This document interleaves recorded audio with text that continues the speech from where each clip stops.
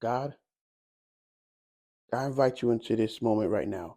I invite you to speak through me so that I may not only get a sense of and a recapping of just how good you've been to me, but also so that anybody watching this video could understand and see if they need to in their life, see just how good you are and how great you have the capability of being. I thank you for all that you've done, God, all that you're doing, and all that you will continue to do in not only my life, but the viewers' lives. And we thank you, God. Amen.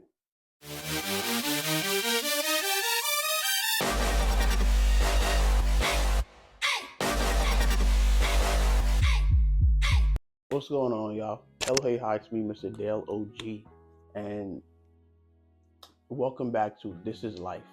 I feel that this video is not only long overdue, but very important to make because one, um, as I said in my prayer, it helps me remember just how great God has been and how good He could be, especially in those times where I forget.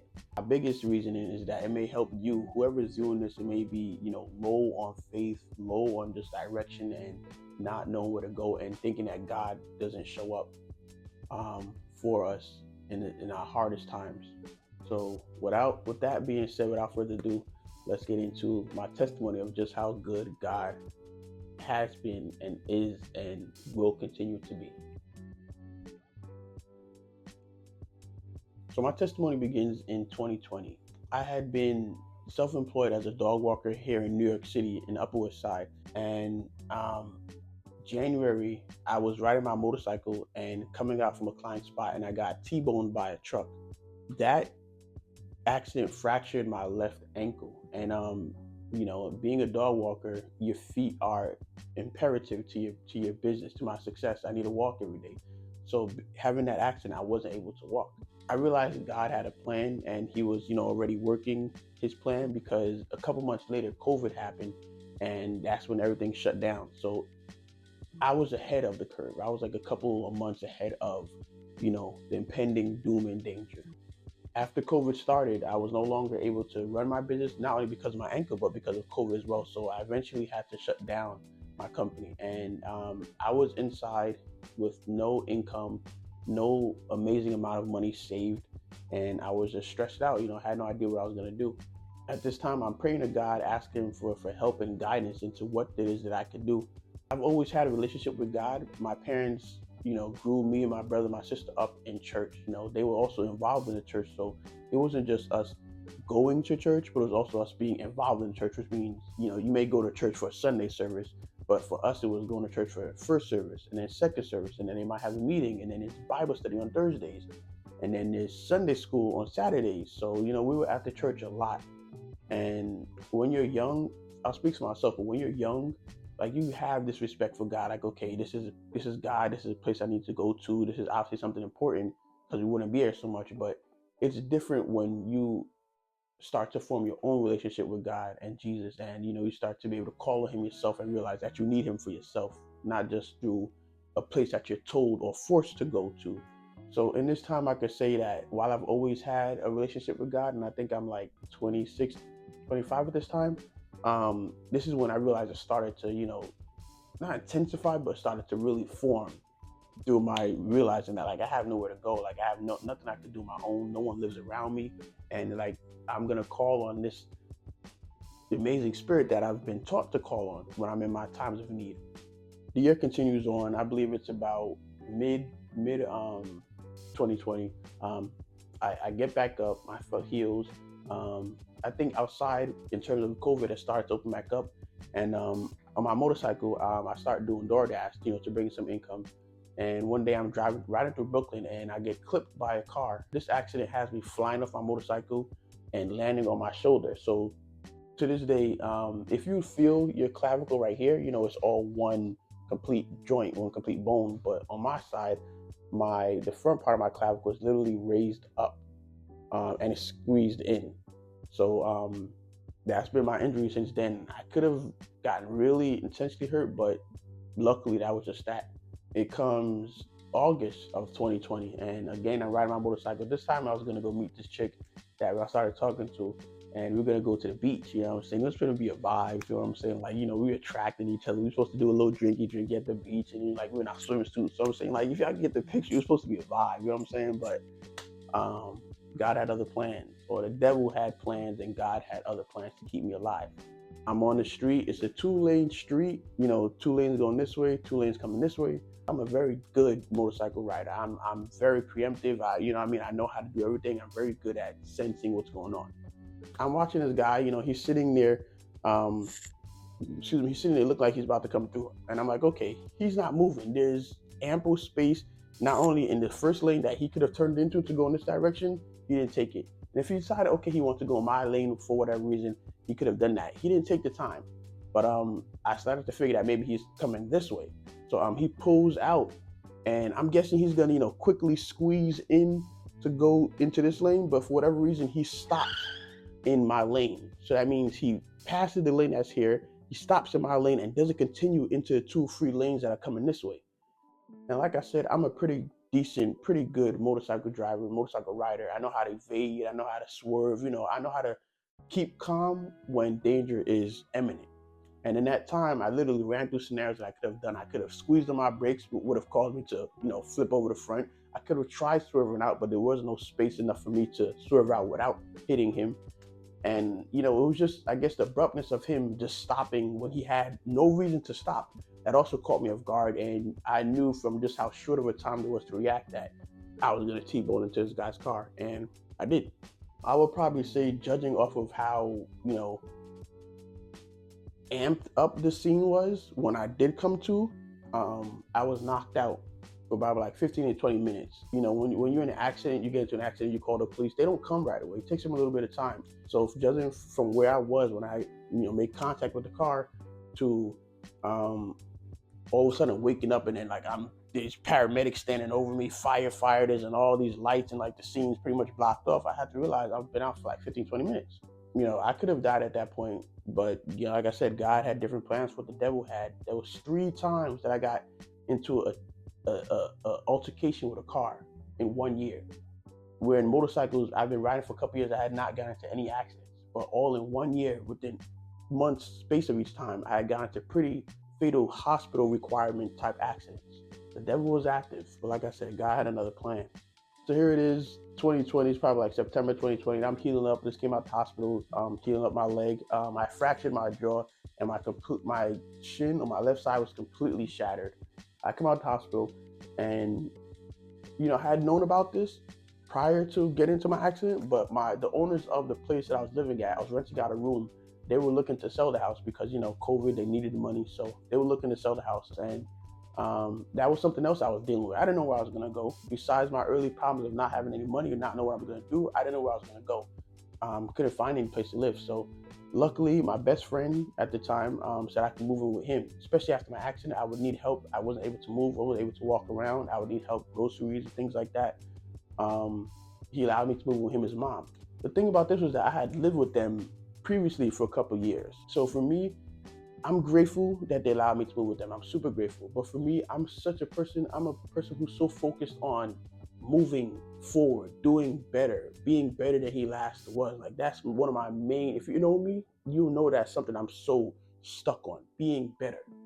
So for me to not only be banged up, hurt, like I can't move, and then to be moving back into a place that I had been before, and now while I'm in this space, I can't work. I don't have my motorcycle, which brought me so much joy and so much peace and so much just relaxation.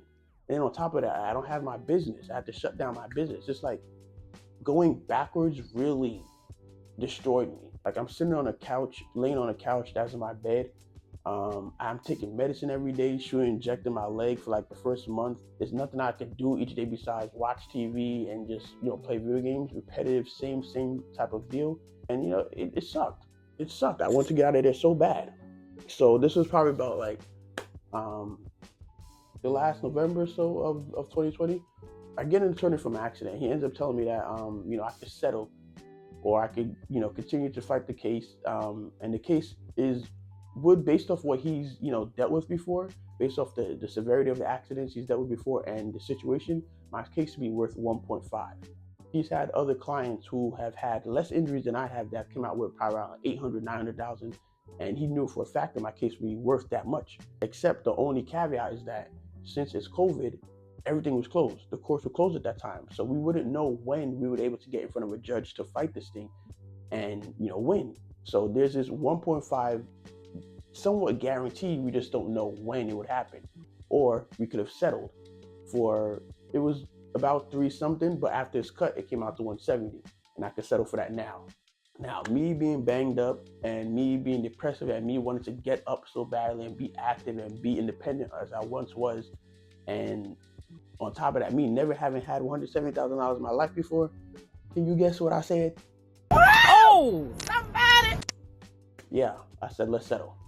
So I entered into 2021 with $170,000 that I've never had before.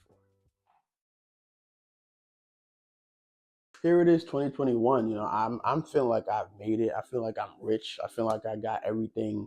You know what I mean? Like, it was always, besides being the best that I could be, it was always one of my goals to have my business and everything that I do be, fruitful, for me to be successful, for me to be wealthy. I started my first business, which is my clothing brand, that's one of my designs right there.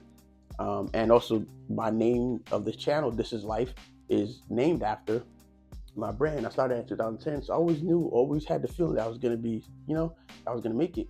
I started my dog walking company in 2017, and I always thought I was going to make it. I've always tried. So when I got this 170, I thought that, okay, this was like a gift from God, like a weird gift from God, like me starting 2020 with no idea how I'm going to make it, having no money, losing my business, all of a sudden, coming into most money I've ever had. I thought I was rich. I thought I made it. I didn't know then that $170,000, yes, it's a lot, but the way I was spending is not anything.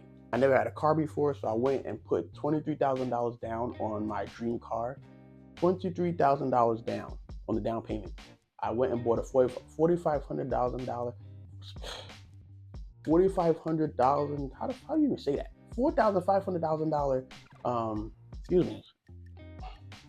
I went and bought a $4,500 French Bulldog. I went and got in a real apartment before I was just renting out a windowless basement bedroom that had 2 other people, and we shared this nasty bathroom, roaches and stuff like that running around. So I went and spent $2,300 on an apartment. And not to sound like I was being super, just spending on myself. I did give away about $13,000, and I invested in something I thought would, really take off. I spent about $13,000 on that as well, and unfortunately that didn't pan out. So after all these purchases, and after living daily, I'm living like a king. I'm chilling. It's the first time I don't have to work in years. So each day I'm smoking. I'm ordering DoorDash. I don't know how to cook. I'm watching movies on Amazon. It's one of my favorite things to do at the end of the day. Relax with a good movie. Back then, it was smoke a little something, eat a little dinner, relax with a good movie, and chill. So I was doing that day in and day out. Money burning. You know what I mean? No money, no income coming in, money burning. So it comes towards the end of 2021, and I'm realizing, I think it was like September or so, and I'm like, yo, I'm down to my last $60,000. I'm broke. And that scared me, because going from having all this money, this lump sum of money, to not having a job, and then realize like, yo, the money's running out, and realize like, okay, what am I about to do? Is very super, super, super scary. The year ends and find ourselves in 2022. At the end of 2021, I started doing Lyft, Uber. I was doing that for some time, and I believe in April it was, I got rear-ended. And again, I believe, and I'm confidently believe and know that this was God, doing what he has to do to get me to draw closer to him. They say that when you have nothing else is when you are most likely, is when God is able to step in and show you that you don't not got nothing else. You have him, you have me. You have somebody to count on, and God likes to work in that fashion. He likes to wait until you have absolutely nowhere that you could turn to, absolutely nowhere that you could run. You can't rely on yourself to realize it's him that you need to rely on. So here it is, 2022. I told you I'm already broke. Doing Lyft, I'm like literally making my rent and whatever expenses I need within each week. Like, I'm doing Lyft 5 a.m. to, I don't know what it was, 6, 7, like grinding, tired, exhausted, especially from not having worked. All of a sudden working, exhausted, bro. And then I'm stuck. That was my last way of making money. So here it is, April. I'm supposed to move out in August, I believe it was. So it was April, May, June, July, August. 4 months I'm stuck in the house, bro, with no income. a $2,300, I can't even say this number. I'm sorry, guys, I can't speak today. $2,300 rent due that I can't pay.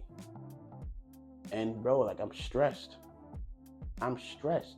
I thought I was stressed in 2021 when I realized I was going broke. Imagine how stressed I was when I realized I am broke and I have no more money coming in and everything is like falling on me, bro. Like I'm at the end of it. I'm stressed, bro.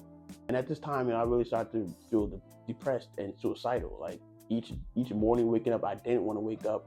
I didn't want to get up. It was just a very dark time for me because like I didn't know, I came from such a high place to such a low place, and at this time I'm like, yo, God, why would you do this to me? Like, I wasn't ready for this money. I was gonna make these decisions. I was gonna buy this stuff. Like, why would you allow me to fail in such a hard way? Like, I really thought my life was, I thought it was it. I thought this was it. I thought this was a golden moment that I've been working forward to for all my life. Why would you do this to me? Now I'm pissed off. I didn't know how to move, but as I said again, God is very intentional, and I think he did know that this time was going to happen, and I believe that, this was just a time for me to realize that money isn't everything, because there was a point in my life where I remember I got all the money and I was sitting there, I had $13,000 taken out and I was about to go buy a motorcycle, and I realized like, yo, I thought life would have been complete. I thought life would have been everything, but I realized it was mad lonely. Like, I had all this money and literally threw the money up in the air, and I'm like, yo, this is literally just paper. Like, it could buy happiness, but happiness is it's deeper than just money. So I believe God, wanted to teach me some lessons by allowing me to live that time in abundance. And in this time, he really started to draw me closer to him. This is when I started really like praying, like really being serious about praying and really being serious about seeking him and getting closer with him. It was a tough 4 months, super tough 4 months. But as you can tell, we made it out. I didn't know I was gonna go, but something told me, God told me to call my aunt. I had an aunt who lives here in Brooklyn, and she lived close to the area that I used to live in. I used to grow up in. So I asked her like, hey, do you think I can move with you? Explain my situation, and first she had said no because she's an older woman, and as anybody would want to, you want to keep your own space, you want to stay in your own space, you want to enjoy your privacy, your time by yourself. And distraught, I said, okay, I understand. But God moved in on her heart and told her to call me back. And she said, okay, you can move with me for a year. I'll give you a year to get your stuff together. And I said, okay. So I remember the date. It was August 15th. I moved out. That was when my lease was up. August 15th, I spent moving out. And I actually officially left August 16th and started my new life in Brooklyn.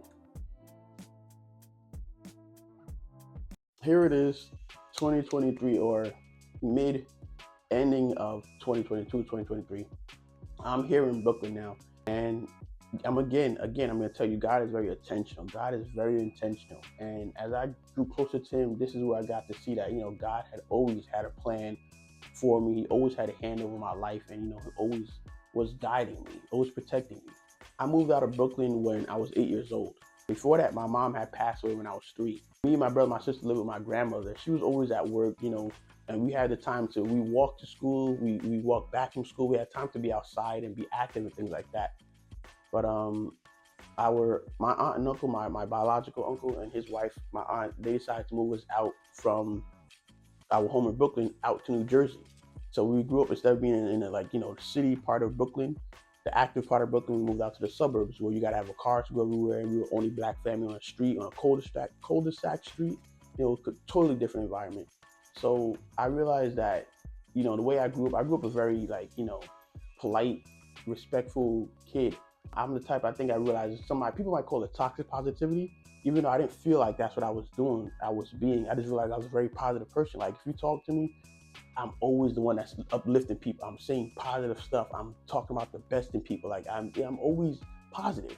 And I realized once I got back into Brooklyn at this age of 27, 28, I realized that energy was not gonna fly over here. Like, my positive, easy, laid back state really made people uncomfortable. I remember I started to notice a difference. Like, when I talk to somebody and I'll be saying some positive stuff, they look at me weird, or like I could feel the energy change. And I had to realize in order to it eventually just changed me. I don't know if you guys have ever experienced this, but being in one environment could change the way that you were, especially if it's a good way that you are. I began to adapt to my environment, and that made me become a very aggressive person. And this is why I say God had his hands on me, because for me to grow up at 8 years old in Brooklyn with such heavy pain as losing my mom and then being able to be outside and be active and get into trouble, knowing who I became when I moved back here to Brooklyn, I know for a fact that I would have been either locked up, juvie, or just dead. I realize I have this energy within me, and it's a complete opposite of my super friendly, positive energy. I have this really bully dog.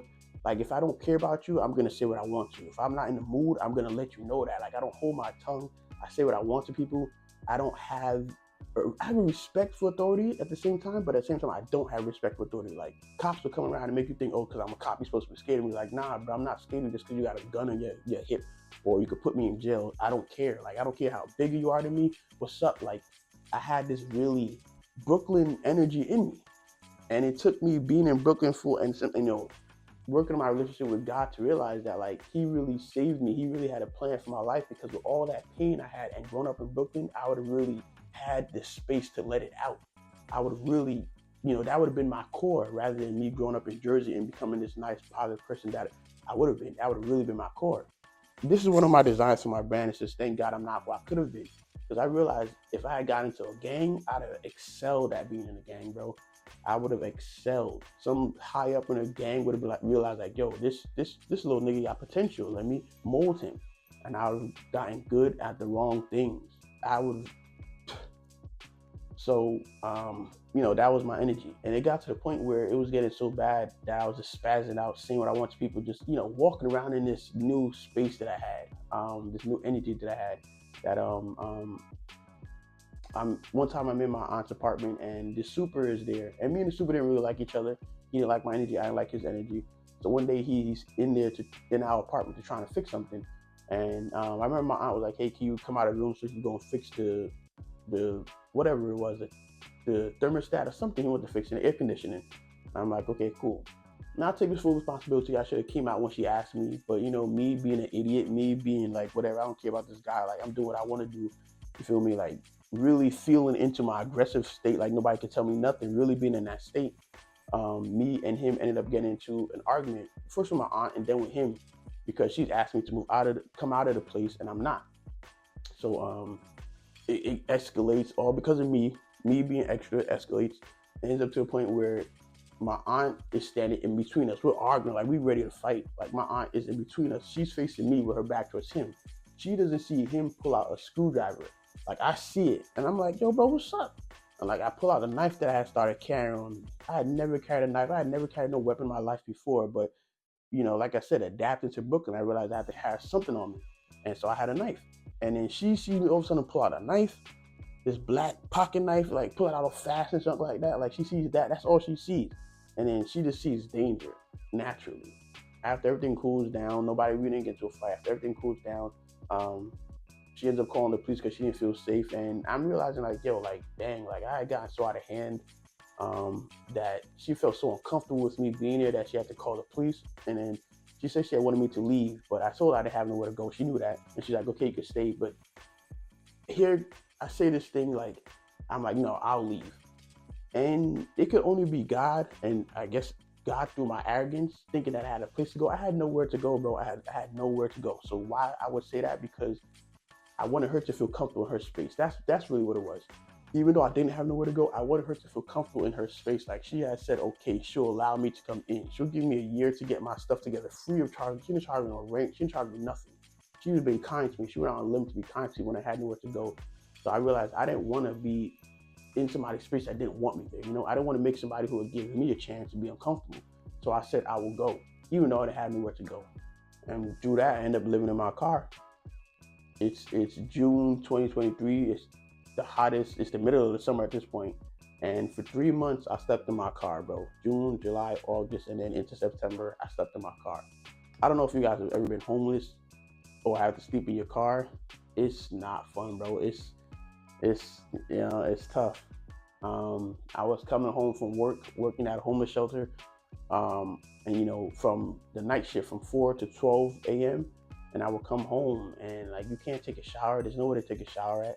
You have to get food beforehand because nothing's open, and it's the middle of the summer, bro. Like you have to go with your dirty, sweaty work self into a car. We had cloth seats, and you have to sleep if you can. Like you could turn on the air for a little bit, but you can't leave the air on overnight because your car's gonna die. And I had a 1997 CRV, so that junk would have died with a quickness.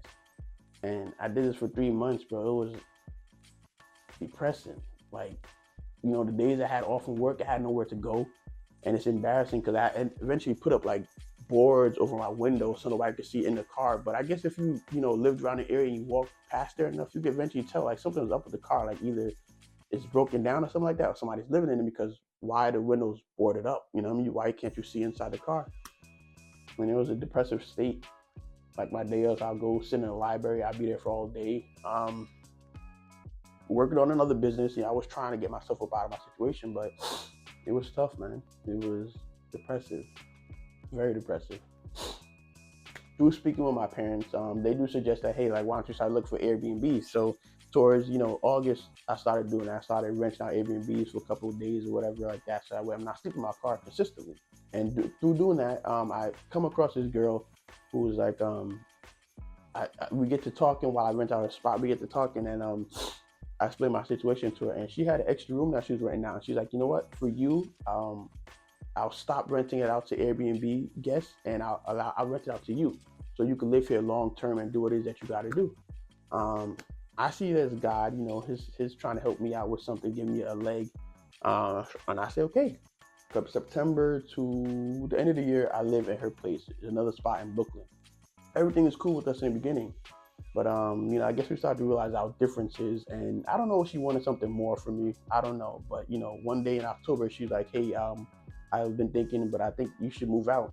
I'm caught off guard. The reasons she states were kind of like really like non-existent reasons, kind of corny, but I'm like, okay, just like with my aunt, you had taken a chance on me. You went out of your way to help me out. So I'm not going to argue with you. I'm not going to say, no, this is outrageous. No, I'm going to say, okay, even though I don't have nowhere to go, I'm going to figure it out, because I'm not going to want to stay in your space when you don't want me here after you gave me a chance. So after she tells me that, I say, okay. And I start looking for places to go. I know this was God, because no matter how hard I looked, no matter where I looked, no matter where I looked, I could not find a place that I could move into, bro. I couldn't find anything for me to move into. So she told me that she'd like me to move out in October. It comes December. It gets to December, 2 months, a month and a half of me still looking for places and not being able to find anything. That I'm still there. So it's December 23rd. I'm coming home from work, 4 to 12 shift. Come over at 12, and then I get to the apartment and I see some of my stuff outside. I'm like, what the heck? I go to open the door. I can't. I realized that she had changed the locks. She had been away for a couple of weeks. Our relationship was getting like really, really bad. And so she, tried to do some foul stuff. And her being the type of person who can't, accept what she did, she stayed away for a couple of weeks. She literally did not come home for 2 weeks. So I guess with it about to be Christmas break, she didn't want me to be there. So her plan was to lock the door and force me out. Me being locked outside the apartment, I had nowhere to go. So I ended up, booking a hotel for a couple of days. And it was a tough time being in this hotel, like not knowing what you're about to do. Your stuff is locked out the house. You can't get your stuff. You don't know where you're about to go. Like, you knew this was coming, but like you didn't, you were trying to prevent it. And at that time, I worked in a homeless shelter. And I realized like, there was nothing left for me to do but to go apply to live in a homeless shelter. And on Christmas Day, 2023, while everybody's sipping hot chocolate and either sleeping in or spending time with their family, cooking breakfast, being in that joyous Christmas spirit, I was on my way with what it is I could carry at that time to go and sign up to live in a homeless shelter. So here it is, 2024, and I start my year off in the homeless shelter, man. A situation I never wanted to be in, a situation I never thought I'd be in. And here again is how I realized how intentional God was and how intentional God has always been, how he's always had his hand over my life. And even now, as I'm going through a certain situation, I gotta realize, like, I have no space to forget how good God is. I really have no space to be forgetting how good God is. I have no space to be losing in lack of faith. Like, I have no space for that, bro. God has been so good to me. I had gotten a job working as a security guard in a homeless shelter.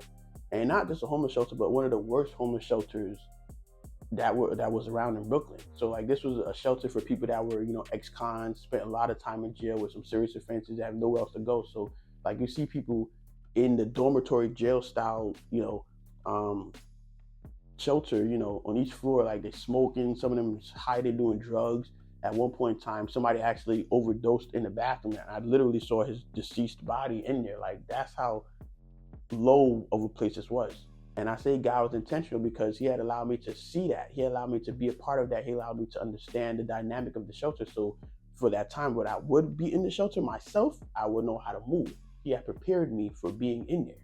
Had I not had that preparation, I definitely would have not made it in the shelter as far as I had. Like I'm grateful for that precursor. So I'm doing my thing in the shelter. I'm living here, and it's, I didn't. Of course, I couldn't see God's plan, and who knows how long it's gonna be in here for. But it was a tough spot for me to be in. Like, I'm the type of person I enjoy my space. I enjoy being by myself. I enjoy the peace, the quiet, the time to just, be you by yourself in your space. And when you live in a shelter, thankfully, I was not in the dormitory style where it was like 12, 15 people in one space, but I had this one roommate. And even that was killer. Like you're sharing a room with somebody you don't know, with somebody who's past, you don't know, they could have been drugs, they could have been an ex-con, or they could have just been like me, just stumbled upon a rough patch and like trying to get their stuff together.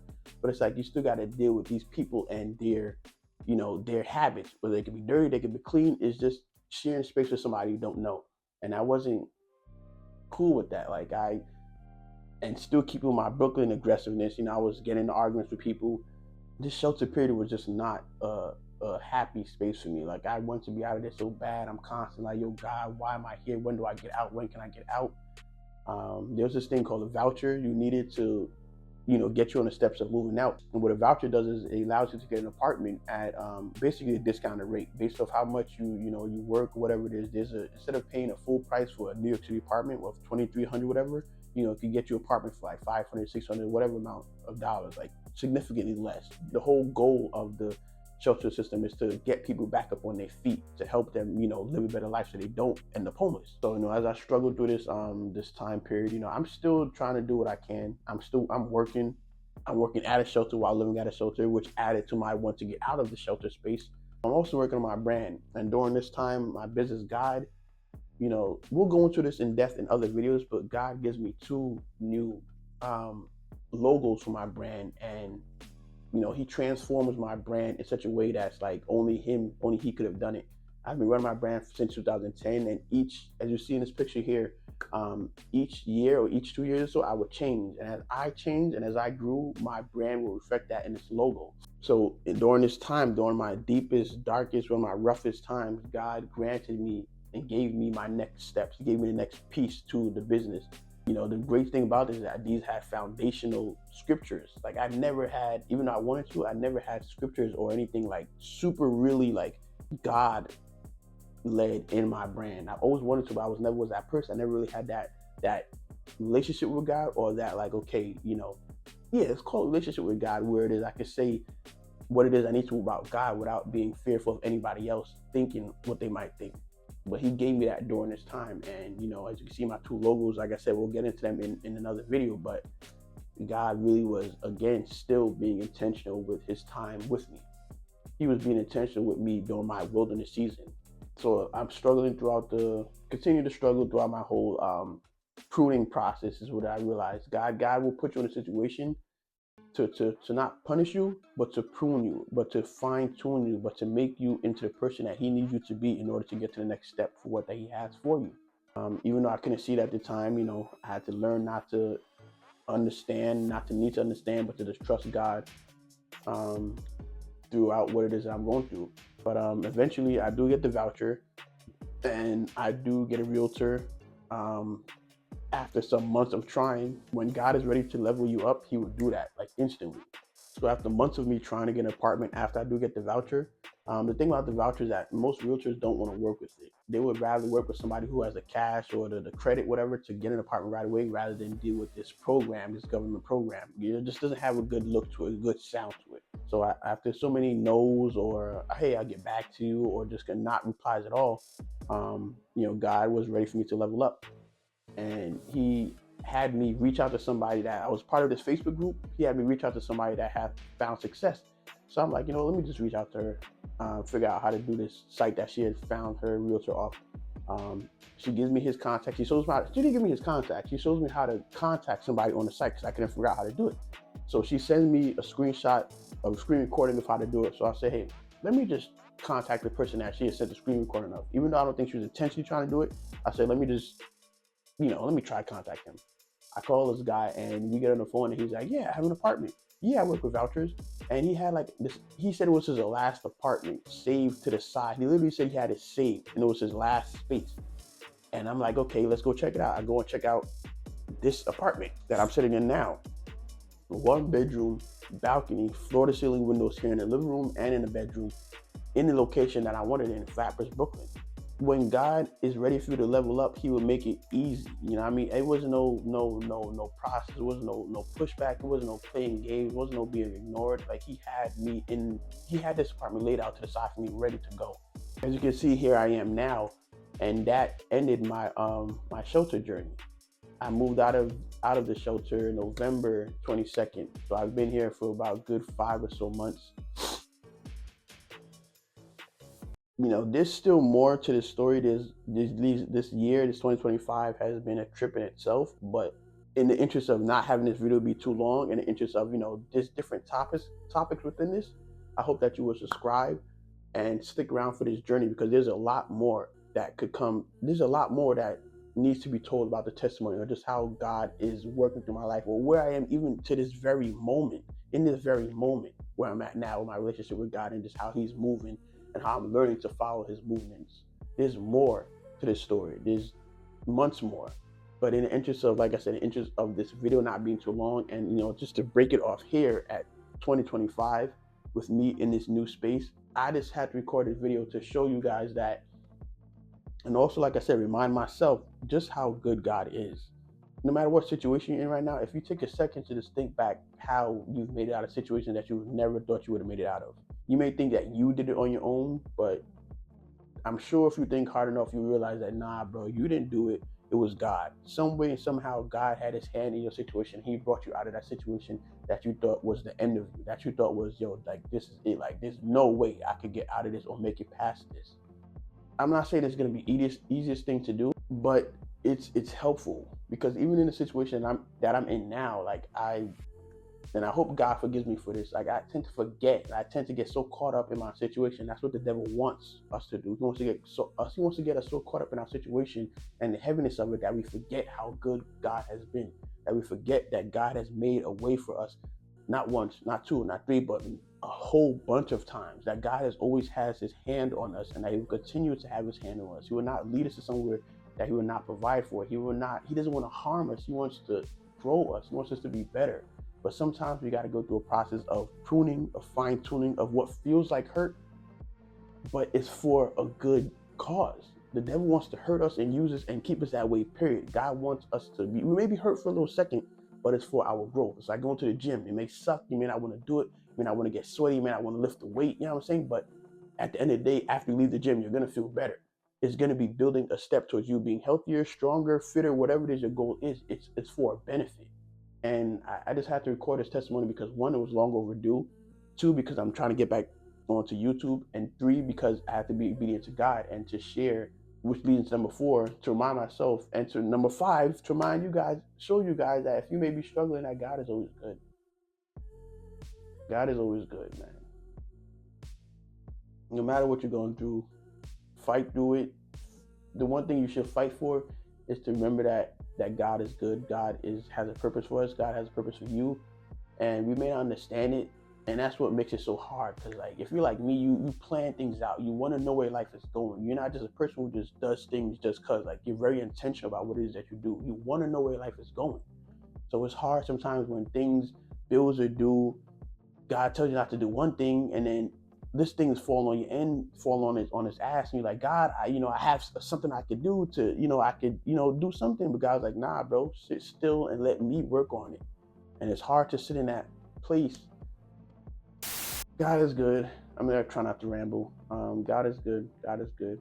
And I just pray, God, that you continue to help us in the times that we may be faulty and forget how good you are. Help us to remember how good you are, God. Forgive us for the times that we fall short and we forget how good you are, God. Forgive me for the times I fall short. You know the situation I'm in right now as I record this video, God. You know where I'm at right now. And I just pray that you forgive me for the times I get so caught up in my problems, the times I allow myself to get tripped up and focus on the weight of my situation and forget how good you have been to me multiple times throughout. I thank you for allowing me to record this video, and I thank you for whoever may be touched by this video. May it continue to be you, and may we continue to be in your grace. Don't leave us, God. Don't forsake us. You love us, and we know that you love us, and we just thank you, God, for all that you've done and all that you will continue to do and all that you plan to do. Again, guys, my name is MrDaleOG. This is life, and hopefully you will subscribe. This video may have be a little bit long, maybe out of place. I'm trying to get back into this YouTube thing, and this is a new space for me to be in. So if anything I said has touched you, is resonated with you, subscribe, leave a comment, share any testimony that you maybe felt to share, because there's other people gonna see this video and they, something you say may help them more than something I said. So I love y'all, and I look forward to seeing y'all in my next video. Peace out.